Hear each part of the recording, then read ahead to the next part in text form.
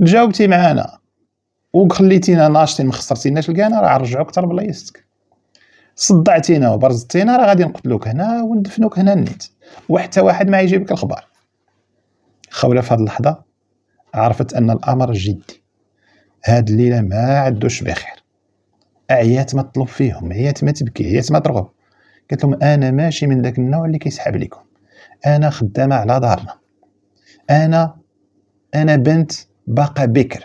وفعلا خولة في داك الوقيته راه يلاه كانت جايه من الخدمه، يلاه خرجت من الفرماسيه، كتقول لهم خليوني عافاكم نمشي، وانا هاد الهضره راه ما يسمعها حتى شي واحد من فمي، ما غنقول حتى شي حاجه وما غنمشيش نديكلاري. طبيعه الحال حتى واحد فيهم ما مسوق لهضرتها، ما كيديوهاش كاع فيها شنو كتقول. فهاد اللحظه ما كيقلبوش فيها واش انسان واش بنت كتبكي عليهم، لا هما كيشوفوا غير داك الجسد اللي خصهم يتمتعوا به. هاد الزعيم ديالهم اكد ليها باللي الا